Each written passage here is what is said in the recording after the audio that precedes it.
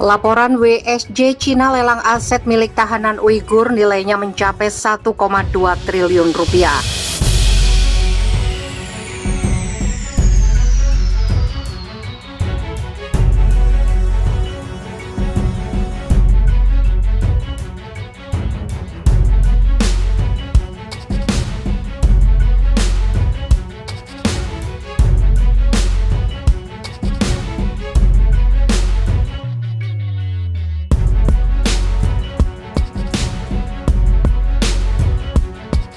Pemerintah Cina dilaporkan telah melelang sejumlah properti milik beberapa tahanan Muslim Uighur yang saat ini ditahan. Kabar tersebut pertama kali dirilis The Wall Street Journal pada 24 September. WSJ melaporkan bahwa aset-aset yang dijual sejak 2019 itu menghasilkan sekitar 84,8 juta dolar Amerika Serikat, setara 1,2 triliun rupiah. Properti yang dijual di situs e-commerce oleh pengadilan setempat dikatakan berasal dari setidaknya 21 orang. Real estate menyumbang sebagian besar properti yang dijual meskipun daftar penjualan mencakup berbagai barang seperti peralatan rumah tangga menurut data yang dicatat proyek hak asasi manusia Uighur yang kemudian diverifikasi oleh WSJ. Lelang tampaknya ditujukan untuk membongkar kekayaan di komunitas Uighur dan menargetkan para pemimpin bisnis, tulis surat kabar itu. Salah satu orang yang propertinya akan dilelang adalah Abdul Jalil Helil, seorang eksportir Uighur yang telah ditahan atas tuduhan pendanaan teroris sejak 2017. Helil harus menyerahkan aset senilai 11 juta dolar Amerika Serikat kepada pihak berwenang. Salah satu bangunannya dijual seharga 8,3 juta di situs Taobao, sejenis e-commerce milik Cina. Peningkatan perintah untuk membekukan aset milik pengusaha Uighur dimulai pada 2018. Menurut analisis WSJ terhadap catatan bisnis lokal di kota Hotan, di mana telah terjadi konsentrasi kekayaan Uighur, waktunya kira-kira setahun setelah interniran menyebar luas di provinsi tersebut. Dengan tujuan yang dinyatakan untuk menghilangkan ekstremisme, lebih dari 1 juta Muslim Uighur diduga telah ditahan di kamp-kamp Xinjiang. Sebuah laporan juga mengatakan bahwa telah terjadi sterilisasi paksa, pemerkosaan, dan penyiksaan sistematis selain kerja paksa di Xinjiang.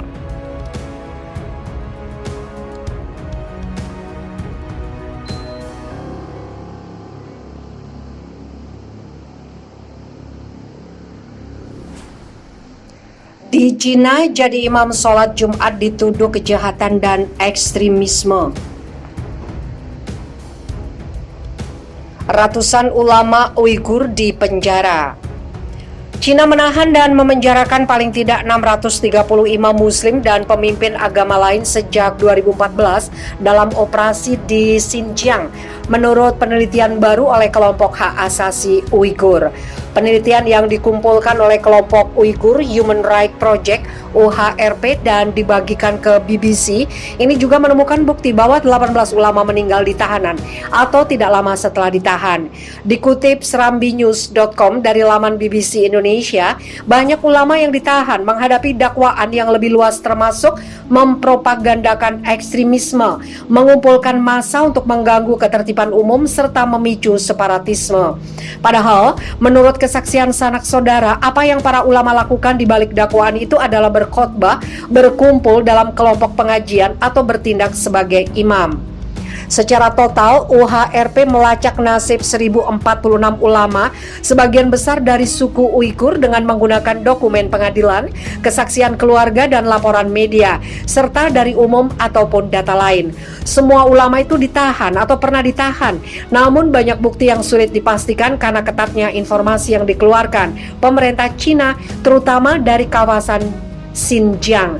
Dari kasus yang diteliti itu paling tidak 304 ulama dijebloskan ke penjara dan bukan ke jaringan camp pendidikan kembali yang sering digambarkan sebagai tempat penahanan massal orang Uighur.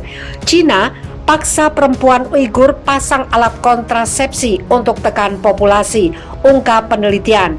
Masa penahanan para imam itu sekitar 96% dihukum, paling tidak 5 tahun penjara dan 26% dijebloskan 20 tahun penjara atau lebih, termasuk 14 orang yang dijatuhi hukuman seumur hidup.